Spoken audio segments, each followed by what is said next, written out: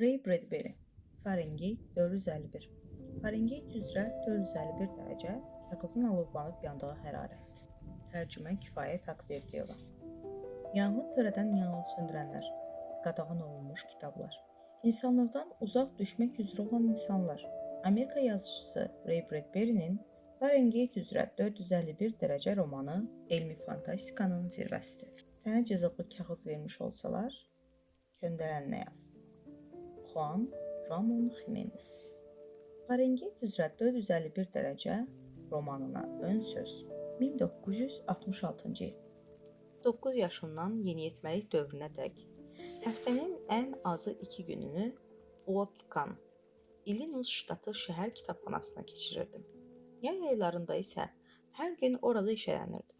Rəflərin arxasında gizlənib, kitabların qoxusunu sanki uzaq ölkələrdən gətirilmiş ədviyyat kimi ciyərlərimə çəkir, onları oxumağa başlamamış sərxoş olurdum. Gənc yazıçı olandan sonra özüm üçün qeyd elədim ki, ilham almağın ən gözəl yolu Los Angeles kitabxanasına gedib, orada aşağı-yuxarı dolaşmaq. Rəflərdən kitabları çıxarıb, oradan-buradan oxumaq. Təsadüfən rastlaşdığın sətirləri bir nəfəsə içinə çəkmək. Sonra heç gözləmədiyin halda əlinə keçən ilk kağız parçasındaca yazmağa başlamaqdır. İlham pərisinin qəfil gəldiyi kimi, qəfildə gedəcəyindən qorxduğum üçün saatlarla kartoteka masalarının arxasında dayanır. Bu kağız parçalarında cızma qaralar edirdim. Onları kitabxanalarda tədqiqatçıların qeydləri üçün saxlayırdılar. O zamanlar mən kitablarla yatır, kitablarla dururdum. Hər rəngdə, hər ölçüdə, hər ölkədən. Elə buna görə də Hitler kitabları yandırmaq əmrini verəndə məlum olayı qətlə yetirilən insanların ölümü qədər ağır yaşadım.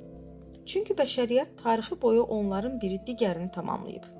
Sobaya atılan idrakdımı, vücuddumı fərq eləməz. Hər iki halda günah idi. Və mən yanğın söndürmə stansiyalarının sayısız hesabsız qapılarının yanından keçəndə, xidməti itlərin başlarını sığallayanda, yanğın söndürənlərin aşağı düşdükləri bürünc nərdivanlarda uzun əksimə tamaşa edəndə bu günahı özümdə yaşayırdım. Mən balaca oğlan uşağı olanda, gecə-gündüz Illinoisdakı kitabxanaya gedib gələndə, yanğın söndürmə stansiyalarının yanından tez-tez ötüb keçirdim. Həyatım barədə qeydlərin arasında qırmızı maşınların və çəkmələrini yerə döyəcləyən yanğın söndürənlərin təsviri ilə dolu səhifələrə rast gəldim. Bir də mən nənəmin evindəki o gecəni xatırlayıram. Otaqların birindən qulaq batırıcı qışqırtı səsi gəlir. Oraya qaçıb, içəri baxmaq üçün qapını açıram və özüm də qışqırıram. Çünki orada divara dırmaşan göz qamaşdırıcı bədheybət vardı. O gözlərimin önündə böyüyürdü. Nərə çəkərək divar kağızları ilə tavanı yeyən bu bədheybət olduqca canlı görünürdü. Bu sözsüz ki, alov idi. Amma o, gözlərimi qamaşdıran heyvana bənzəyirdi. Mən onu heç vaxt unudan deyiləm. O məni heyran etmişdi. Nəhayət, qaça-qaç düşdü və biz bu bədheybətin öhdəsindən gəlmək üçün vedrələri su ilə doldurmağa başladıq. Yəqin elə bu xatirələr, mehriban, ilıq, nəhəng və zülmət gecələr, lampaların yaşıl işığı, kitabxanalar, yanğın söndürmə stansiyaları, evimizə təşrif buyuran qəzəbli alov, sonradan yeni yanmayan materiallar barədə bilgilərlə birləşərək Fahrenheit üzrə 451 dərəcənin qeydlərdən abzaslara, abzaslardan povestidək böyüməsinə rəvac verdi. Fahrenheit üzrə 451 dərəcə Los Angeles kitabxanasında pullu yazı makinasında yazılıb. Bu maşını hər yarım saatdan bir 10 sentlə yemləmək məcburiyyətinə qalırdım. Tələbələrlə dolu bir otaqda yazırdım. Onlar mənim nə işlə məşğul olduğumdan xəbərsiz idilər. Necə ki, mən onların nə etdiyini bilmirdim. Bəlkə də bu otaqda başqa bir yazıcı da işləyib. Belə düşünməkdən xoşum gəlir. Kitabxananın dərin güşəsindən daha yaxşı hansı iş yeri ola bilər ki? Amma budur, mən gedirəm. Və sizi özünüzlə, daha doğrusu Monteqlə başqa bir şəhərdə, kabusun düz ortasında, kitabın birini əlində sıxmış, digərini beynində gizlətmiş halda buraxıram. Lütfən, onunla birgə balaca bir yolu qət edin. 1-ci hissə. Ocaq və səməndər. Yandırmaq ləzzət edirdi. Alovun əşyaları öz ağuşuna alması, onların qaralması və dəyişməsi nəsə xüsusi bir ləzzət verirdi. Brentsportun mis ucluğu yumruqlarda sıxılıb. Nəhəng piton öz zəhərli neft şırnağını dünyaya püskürür. Qan gicgahı vurur. Əllərsə od və məhvin simfoniyasını oynayan əcaib dirijora məxsusdur. Bu əllərin sayəsində tarixin parçalanmış və yandırılmış səhifələri külə dönür. 451 rəqəmi ilə bəzədilmiş rəmzi dəbilqə alnın ortasına dək çəkilib. Gözlər elə indicə baş verəcək hadisənin təsirindən kök rəngli od saçır. O alışdırıcının düyməsini basır və alov acıgözlüklə evin üzərinə atılaraq göy üzünü qıpqırmızı sarı-qara çalarlarla bürüyür. O al-qırmızı işılda quşların arasına gəzişərək lap uşaqlığındakı kimi əylənmək istəyir. Ürəyindən nabat çubuğunu odun içinə soxmaq keçir. Qoy kitablar can verən göyərçin tək qanadlarını, səhifələrini xışıldadanacan, artırmada və evin qarşısındakı çəmənlikdə ölənəcən bu çubuqlar alov qasırğasında havaya qalxsın və hisə batmış külək onları uzaqlara aparsın. Montikin üzündə qəddar bir təbəssüm donub qalmışdı. Bu cür təbəssüm oda qəfil tuş gələn və alovun qaynar toxunuşundan geri sıçrayan birisinin dodaqlarında meydana gələ bilərdi. Bilirdi ki, yanğın söndürmə işinə qayıdandan sonra o, od ministreli, güzgüyə baxıb öz yanmış, hisə batmış üzünə göz vuracaq. Saatlar sonra artıq yuxuya gedəndə hələ də dodaqlarında donub qalmış titrək təbəssümü hiss edəcək. Bu təbəssüm özünü xatırlayandan onu heç vaxt tərk etməyib. O qara parlaq dəbilqəsini ciddiyyətlə silib mühə keçirdi. Brezent gödəkçəsini də səliqə ilə yanından asdı. Duşdan gələn güclü su şırnağının altında məmnuniyyətlə yunub, əlləri cibində fit çala-çala yanğın söndürmə stansiyasının yuxarı mərtəbəsinin meydançasını kəsə keçdi və lyuka düşdü. Qəza artıq labüd olanda əllərini cibindən çıxardı. Ayaqları aşağı mərtəbənin sement döşəməsinə dəyər-dəyməz pıçıltılı tunç süvüldən yapışdı. O gecənin səssizliyinə qərq olmuş boş küçəyə çıxıb metroya sarı getdi. Gürültüsüz pnevmatik qatar Montiqə ağuşunu alıb yeraltı tüneli yaxşıca yağlanmış məkik tək keçib getdi və onu ilıq havanın güclü şırnağı ilə birgə şəhər ətrafı qəsəbələrdən birinə çıxan sarı ekskalatora atdı. Montek fit çala-çala ekskalatorla gecənin səssizliyinə qalxdı. O heç nə düşünmədən, hər halda xüsusi heç nə düşünmədən döngəyə çatdı. Amma elə döngəyə çatar-çatmaz birdən addımlarını yavaşıtdı. Sanki hardansa uçub gələn külək onun üzünə çırpıldı ya da kimsə onu adı ilə çağırdı. Artıq neçənci dəfə idi ki, axşamüstü evinin duşundakı döngəyə yaxınlaşanda bu qəribə hissi keçirirdi. Ona elə gəlirdi ki, döngəyə çatıb burulmağa bir an qalmış, orada kimsə dayanıb. Havada xüsusi bir sakitlik vardı. Sanki orada 2 addımlıqda kimsə gizlənib gözləyirdi və Montikin peyda olmasından bir saniyə əvvəl birdən kölgəyə çevrilərək onu öz arasından keçirirdi. Bəlkə onun burnu zəif ətri hiss edə bilirdi. Bəlkə o, üzünün və əllərinin dərisi ilə həmin o gözə görünməzin dayandığı yerdə havanın hərarətinin artdığını duyurdu. Bunu başa düşmək mümkün deyil idi. Lakin hər dəfə döngəni burulandan sonra təkcə boş səkinin ağ yassı daşlarını görürdü. Yalnız bircə dəfə ona elə gəldi ki, çəmənlikdə kiminsə kölgəsi göründü. Amma gözünü dörd açmağa ya da nəsə bir şey deməyə macal tapmamış hər şey yoxa çıxdı. Bugün artıq döngənin ağzında addımlarını o qədər yavaşıtdı ki, demək olar dayandı. O xəyalən artıq döngədə idi və zəif bir xışıltı eşitdi. Kiminsə nəfəsi ya da orada çox sakit dayanıb gözləyən birisinin yaratdığı hava hərəkəti o döngəni buruldu. Külək payız yarpaqlarını qabağına qatıb ay işığına bürünmüş səki ilə qovurdu və Montiqə elə gəlirdi ki, ona sarı gələn qız yassı daşların üzərindən atlayıb keçmir. Ruzigara və xəzələ tuş gələrək süzür.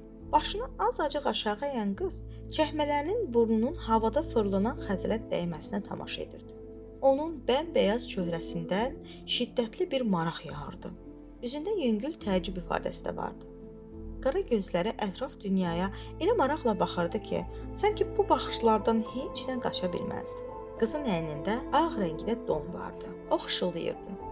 Montiqə elə gəldi ki, sanki qızın addımları ilə Həmahəng olan əllərinin hər hərəkətini eşidir.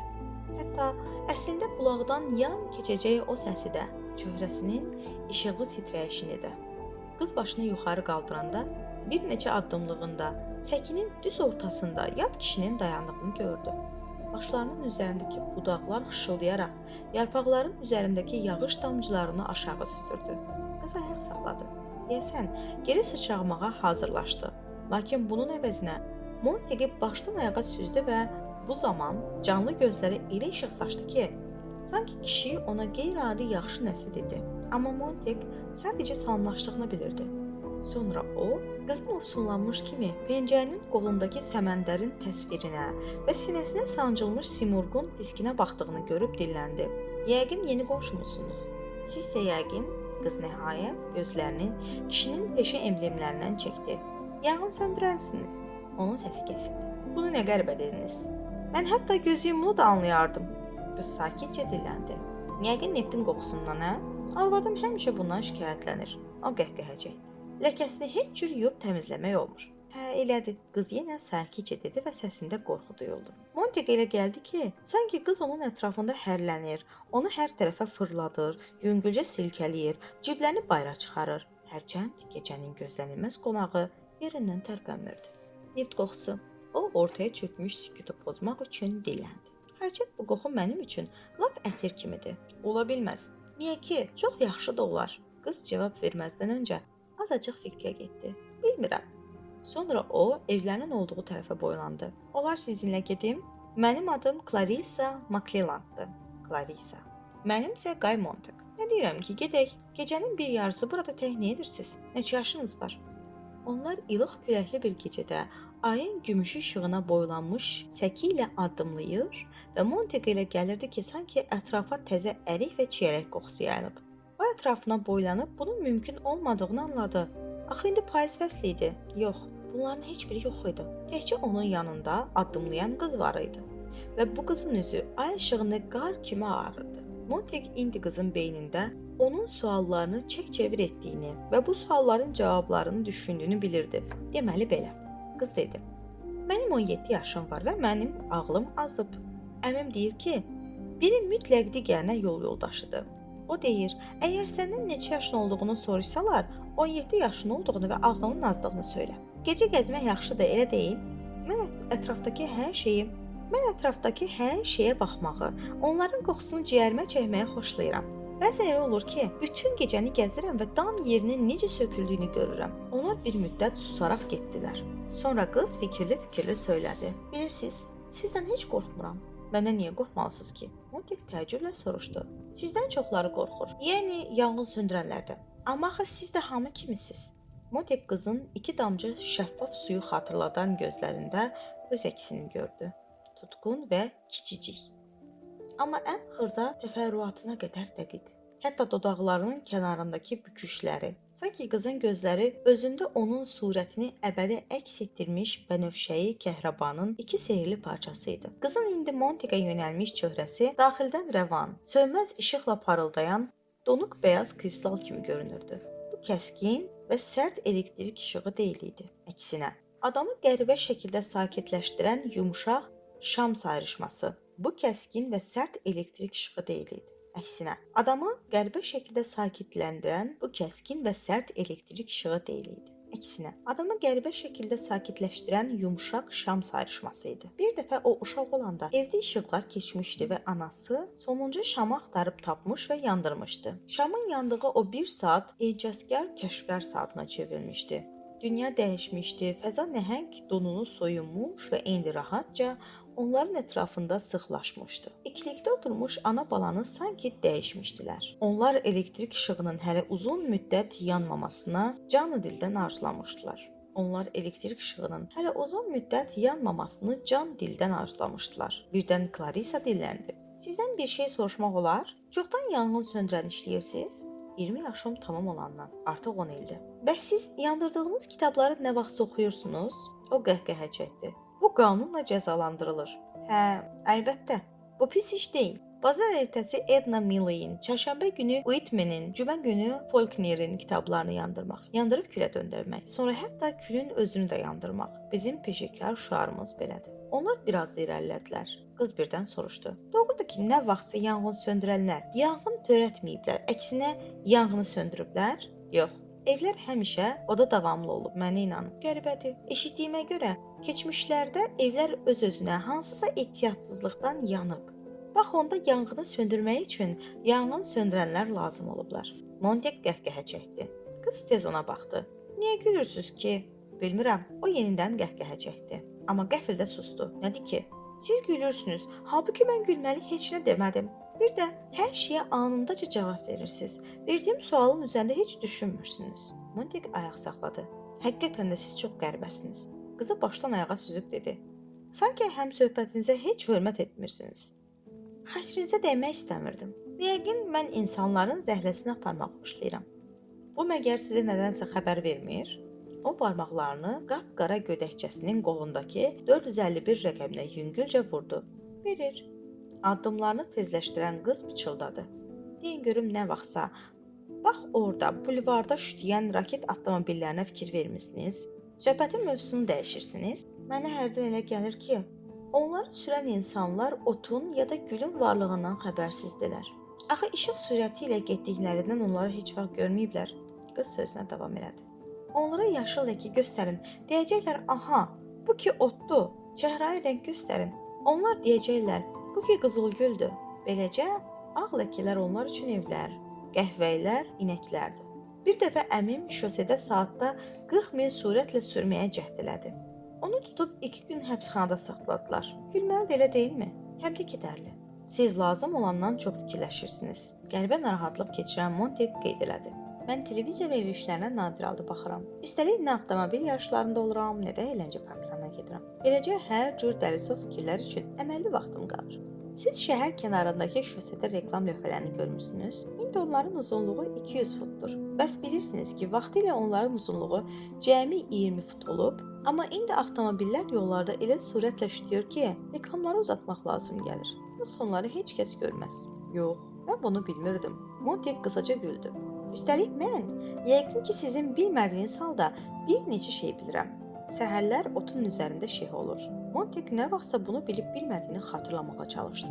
Amma eləcə də müvəffəq olmadı və birdən əsəbləşdi. Əgər oraya baxsanız, qız göysün göstərdi. Ayın üzərində insan təsviri görmək olar. Montek çoxdandır ki, göy üzünə baxmırdı. Bundan belə susaraq getdilər. Qız fikrə dalmışdı. Onunsa kefinə soğan doğramışdılar. Zaman-zaman qıza tənəli baxışlar atırdı. Onlar Clarisa'nın evinə yaxınlaşdılar. Bütün pəncərələr parlaq işıqlandırılmışdı. Burada nə baş verir? Montek indiyəcən hansısa evin bu cür işıqlı olduğunu görməmişdi. Elə bir şey baş vermir. Sadəcə anam, atam və əmim birgə oturub söhbət edirlər. İndi bu nadir hadisədir. Elə lap piyada gəzmək. Sizə əmimin bir daha həbs olunduğunu söyləmişəmmi? Piyada getdiyi üçün. Hə, biz çox qəribə adamlarıq. Siz nədən danışırsınız? Qız qəhqəhə çəkdi. Gecəniz xeyrə qalsın.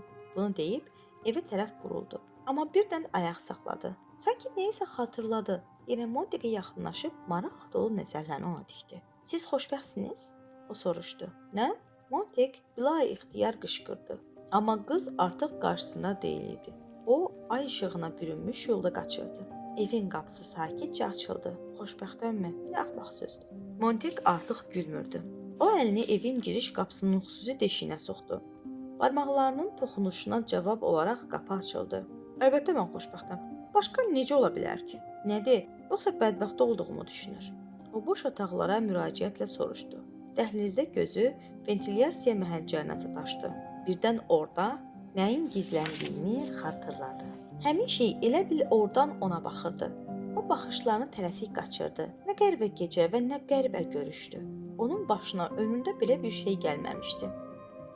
Təkcə bir il öncə parkda qoca ilə rastlaşıb söhbətləşəndə Montek başını silkələdi. O qarşısındakı boş divara baxdı və orada anındaca qızın təsvirini gördü. Yaddaşına həkk etdiyi təsvirini.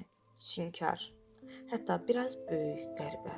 Bu zərif çöhrə qaranlıq otaqda zəif işıq saçan balaca bir saatın sferblatını xatırladırdı. Gecənin bir yarısı oyanıb saatın neçə olduğunu öyrənmək istəyirsən. Bax onda əqrəblərin saatı, dəqiqəni və saniyəni dəqiq göstərdiyini görürsən və bu işıqlı, sakit sima sənə əminliklə gecənin keçib getdiyini, hələ qaranlıq olsa da tezliklə günəşin doğacağını deyir. Nə məsələdir? Montek özünün ikinci şuur altındakı mənindən zaman-zaman itaətdən çıxıb nə iradəyə, nə vərdişə, nə də dərakəyə tabe olmayıb, ağlına gələni danışan bu əcaib adamdan soruşdu. O yenidən divara nəzər saldı. Qızın siması necə də güzgüyə oxşayır. İnanılmaz dərəcədə. Sənin həqiqi işığını bu cür əks etdirə biləcək çoxunu mu tanıyırsan? İnsanlar daha çox. Montek azacıq müqayisə axtarışına çıxdı. Sonra öz peşəsini xatırlayıb onu tapdı. Söndürülənədək var gücü ilə yanan məşəllərə bənzəyirlər. Amma bir başqasının özündə öz üzünün əksini, məhrəm fikirlərini görmək necə də nadir hadisədir. Bu qız necə də fövqəladə yeni şəkil vermə qabiliyyətinə malik idi. O Montekə marionet teatrındakı heyran tamaşaçı kimi baxırdı. Onun hər gözünü qırpmasını, hər əl-qol hərəkətini hamıdan öncə duyurdu. Onlar yanaşı nə qədər getdilər? 3 dəqiqə, 5 dəqiqə. Eyni zamanda nə qədər də çox. İndi qızın divardakı əksi ona necə də böyük görünürdü. Bu zərif qızın necə də iri kölgəsi vardı. Montek hiss edirdi ki, əgər indicə gözləri qaşınsa, qız kipriyini qırpacaq. Əgər üz əzəlləri azacıq gəlirsə, qız daha tez əsnəyəcək. O qızla görüşünü xatırlayıb düşündü. Axı həqiqətən də o mənim gələcəyimi öncədən bilirdi. Sanki gecənin bir yarısı orada, döngədə məni qəsdən gözləyirdi. O yataq otağının qapısını açdı. Sanki ay doğandan sonra mərmərlə döşənmiş soyuq sərdabəyə daxil oldu. Zülmət, qaranlıq. Sanki pəncərənin arxasında dünya ayın gümüşü parıltısına qərq olmamışdı. Pəncərələr kip bağlanıb. Otaq iri şəhərin heç bir səsini içəri buraxmayan qəbrə bənzəyir. Hərçənd boş deyildi. O ətrafa qulaq kəsildi. Zorla eşidiləcək ağcaqanad səsi çəhrayı rəngli, rahat və isti yuvasında gizlənmiş elektrik arının vızıltısı. Musiqi elə aydın səslənirdi ki, o melodiyanı ayırd edə bilirdi. O üzündəki təbəssümün yoxa çıxdığını hiss elədi. Sanki əriyib getdi və düşüb yoxa çıxdı. Sanki xəyalı şam uzun müddət yanandan sonra nəhayət söndü. Zülmət, qaranlıq. Yox. O xoşbəxt deyil. O xoşbəxt deyil. O bu həqiqəti özünə etiraf elədi. O öz xoşbəxtliyini maska kimi gəzdirirdi, amma qız bu maskanı çıxarıb çəmənliklə qaçdı. İndi artıq onun qapısını döyüb maskanı geri istəyə bilməz. O işığı yandırmadan otağı xəyalında təsvir elədi. Arvadı çarpayıda üstü açıq uzanıb, baş daşı kimi soyuqdu. Donuq baxışlarını tavana zilləyib, sanki gözə görünməz polad iplər qadını yuxarı dartır. Qulaqlarında balaca balıq qulaqları var. Balaca radio qəbul edici oymaqda elektron okean səsləri baş alıb gedir. Musiqi və səslər, dalğalar. Dalğalar onun oyaq beynini, sahillərini yuyur. Yox, otaq boş deyildi. Hər gecə buraya musiqi okeanı axıb gəlir. Mildredi öz enli qanadlarını alır, onun üçün layla çalır. Bu donuq baxışlı qadını səhərin görüşünə tələsdirirdi. Son 2 ildə elə bir gecə yox idi ki, Mildred bu dalğalarda üzməsin. Hər dəfə eyni hazırlıqla səslər okeanına atılmasın. Otaq soyuq idi, amma Montek boğulduğunu hiss elədi. Lakin pərdəni qaldırmadı və balkonun qapısını açmadı. Ayın buraya boylanmasını istəmirdi. Yaxın saatlarda boğulub ölmək nəsibini yaşamağa məhkum birisi kimi əlləyə-əlləyə açıq, tənha və soyuq yatağına yaxınlaşdı. Ayağı döşəmədəki əşyaya dəyməzdən bir dəqiqə əvvəl artıq başına nə gələcəyini bilirdi. Bu duyğu ona tini burularkən qəfil qarşılaşdığı qızla toqquşmaq hissini xatırlatdı. Ayaq hərəkətləri havada titrəyiş dalğası yaradaraq yolunda olan maneə barədə siqnal aldı və elə o an nəyəsə toxundu. Bir şey boğuq səs çıxarıb kənara sıçradı. Montek tez qəddini düzəltdi və zülmət qaranlıqda yataqda uzanmış Mildredin nəfəsinə qulaq kəsildi. Qadın çox zəif nəfəs alırdı, sanki həyatdan əsər əlamət yox idi. Bu nəfəs olsa xırda bir yarpağı, narın pərğunu, yeganə tükü tərpədə bilərdi. Montek hələ də küçənin işığını otağa buraxmaq istəmirdi.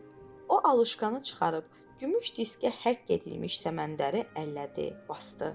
Əllə örtülmüş işığın zəif işartısında 2 ay daşı ona baxırdı. Şəffaf bulağın dibində uzanmış 2 ay daşı. Həyat onların üzərindən sakitcə axıb gedirdi. Mildred. Qadının üzü sanki qarla örtülmüş ada idi. Sanki yağış yağsa belə onu hiss etməyəcək. Buludlar öz əbədi kölgələrini onun üzərinə salsa belə bunu da duymayacaq. Hərəkətsizlik, susqunluq, bircə Mildredin qulaqlarına möhkəm pərçimlənmiş oymaqlar, nəfəs alma və nəfəs vermə və hətta istənilən an bunun da həmişəlik yoxa çıxacağına tam etinasızlıq. Monteqin ayağı dəydiyi əşya çarpayının yanında döşəmədə tutqun işıq saçırdı. İçərisində hələ səhər 30 ədəd yuxu dərmanı olan büllur flakon. İndi onun ağzı açıq, içi boş idi. Alışqanın kiçicik yalovunda zəif işıq saçırdı. Birdən evin üzərindəki səma qıcırdadı. Qulaq batırıcı çatırtı səsi eşidildi. Sanki iki nəhəng əl on millərlə mil qara kətanı uzunluğuna parçaladı. Monteq də sanki ikiyə ayrıldı, sanki sinəsi yarıldı və açıq yarasını söküb döydülər. Evin üzərindən raket bombardmançılar keçdi. Birinci, ikinci, 6, 9, 12 növbə ilə havanı qulaqbatırıcı uğultu ilə yararaq ev titrəyirdi. Alışqanın işığı söndü. Əl telefona tərəf dartındı. Bombardmançı təyyarələr uçub getdi. Monteqin titrək dodaqları telefonun dəstəyinə toxundu. Təcili yardım xəstəxanası dəhşət dolu pıçıldı.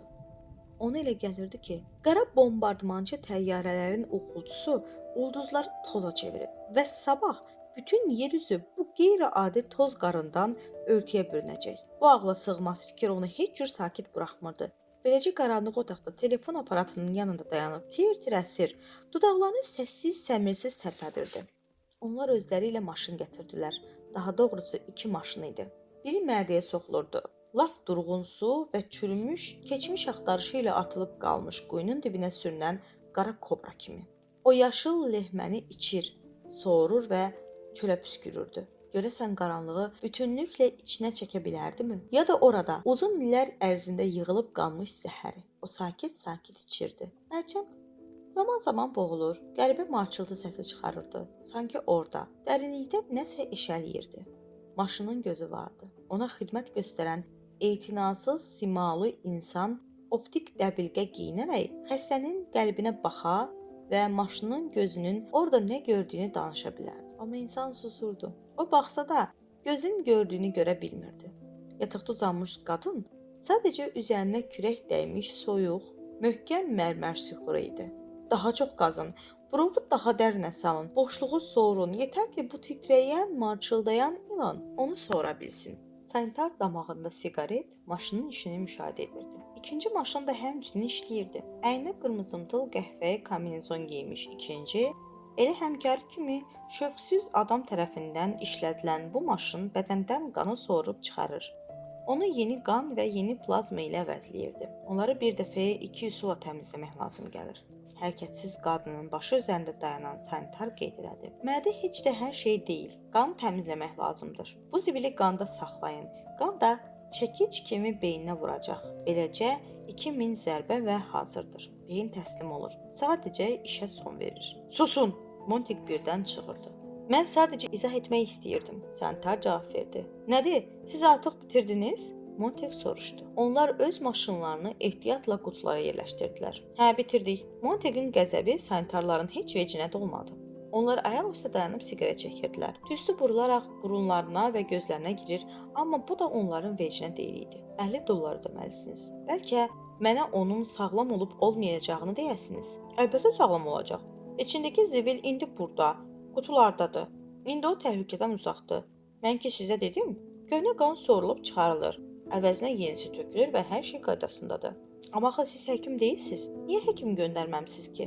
Həkim... Sanitar damağındakı siqareti didişdirdi. Bizim bir gecəyə 9-10 bu cür çağırışımız olur. Son illərdə o qədər çoxalıblar ki, sizin maşın quraşdırmaq məcburiyyətinə qalmışıq. Düzdür, onda təzə olan bircə optik linzadır. Yerdə qalanlar çoxdan məlumdur. Burada həkim lazım deyil. 2 texnik və yarım saatdan sonra hər şey hazırdır. Ancaq indi getmək lazımdır. Onlar çıxışa tərəf addımladılar. Elə indicə radio ilə yeni çağırış aldıq. Buradan 10 məhəllə aralıda daha birisi yuxu dərmanı ilə dolu flakonu başına çəkib. Əgər yenə lazım olsa, zəng edin. İndi isə ona təkcə rahatlıq lazımdır. Biz ona həyat tonusunu qaldıran vasitə yeritmişik. Oyananda çox ac olacaq. Hələlik.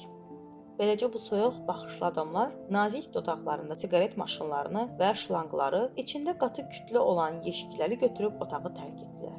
Monteq ağır-ağır stula çöküb qarşısına uzanmış qadına nəzər saldı. İndi qadının üzü sakit, gözləri yumulu idi. Əlini ona tərəf uzadan kişi nəfəsini, istiliyini hiss elədi. Mildred, o nəhayət dilləndi. Biz həddən artıq çoxuq, o düşündü. Biz milyardıq. Bu həddən artıq çoxdur. Heç kəs bir-birini tanımır. Özləri gəlib səni zorlayır. Özgələr sənin ürəyini çıxarır, qanını sorurlar. İlahi, bu adamlar kim idi? Mən onları ömrümdə görməmişəm. Yarım saat keçdi. İndi bu qadının damarlarında özgə qan axırdı və özgə qan onu canlandırmışdı. Yanaqları necə də allanmış, dodaqlarına qan gəlmişdi. İndi üz ifadəsi də zəif və sakit idi. Öz qanının yerinə özgəsi.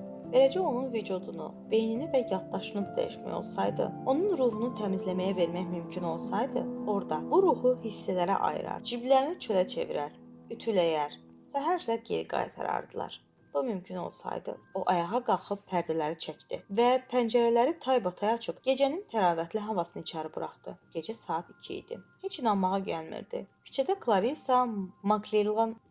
Clarissa Maclellanla görüşəndən, o qaranlıq otağa girib balaca billur flakona ilişməsindən artıq 1 saat keçmişdi. Bircə saat, amma hər şey necə də dəyişmişdi. Əvvəlki dünya yoxa çıxmış, ərimiş, yerinə yeni, soyuq və rəngsiz dünya meydana gəlmişdi. Ay işığına bürünmüş küçədən Montague'in qulağına gülüş səsi gəldi. Bu səs Clarissa yaşayan evdən gəlirdi. Onun atası, anası və əmisi hələ gülümsəməyi və sakit yaşamağı bacarırdı. Bu həqiqi və səmimi bir gülüş idi, məcburiyyətsiz, təmənnasız. Və o gecənin bir yarısı parlaq işıqlandırılmış evdən gəlirdi. Halbuki ətrafdakı bütün evlər zülmət, qaranlığa və sükuta qərq olmuşdu. Montague söhbət edən adamların səsini eşidirdi. Onlar nə haqqdasa danışır, sual verir, cavablandırır və yenidən sözlərdən sehirli parça toxuyurdular. Montague şüşə qapıdan çıxıb nə etdiyinin fərqinə varmadan çəmənliyi keçib getdi. O səs gələn evin kölgəsində dayandı. Birdən ona elə gəldi ki, istəsə artırmaya qalxıb qapını döyə və pıçıldaya bilər. Məni içəri buraxın. Kəlmə kəsən deyiləm. Mən susacağam.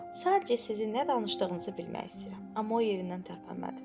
Elə dayandığı yerdəcə tir-tir əsdi. Üzünə sanki buzdan maska taxılmışdı. Beləcə dayanıb kişi səsini, yəqin əmi idi, sakitcə və tələsmədən söylədiklərini dinlədi. Sonunda biz elə bir əsrdə yaşayırıq ki, burada insanların artıq heç bir qiyməti qalmayıb. Bizim zəmanədə insan elə kağız salfet kimidir. Burnunu silib, əlində əzişdirib bir kənara atırsan, sonra yenisini götürüb eyni şey edirsən. İnsanların öz sifəti qalmayıb. Əgər nə oyunların proqramını, nə də oyunçuların adını bilmirsənsə, öz şəhərinin futbol komandasına necə azarkeşlik edə bilərsən ki? Məsələn, bir də görüm, onlar meydançaya çıxanda əyinlərində hansı rəngdə idman köynəyi olacaq? Montague asta-asta öz evinə tərəf getdi. Pəncərələri açıq qoyub Mildredə yaxınlaşdı. Yorğanı qayığı ilə qaldırıb, üzərinə çəkib öz yatağına uzandı. Ay işığı almacıq sümüyünə, qaşqabaqlı alnının dərin qırışlarına dəyib, gözlərində əks olundu və hər birində xırdaca gümüşü ağ ləkə yaratdı. İlk yağış damcısı düşdü.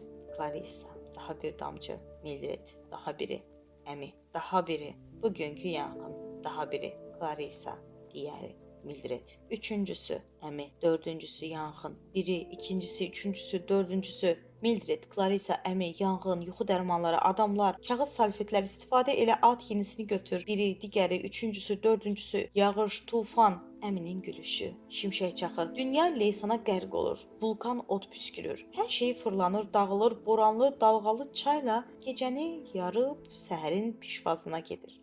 Artıq heç nə bilmirəm. Artıq heç nə anlamıram. Montague bunu deyib ağzına yuxu dərmanı atdı. Dərman yavaş-yavaş dilində əridi.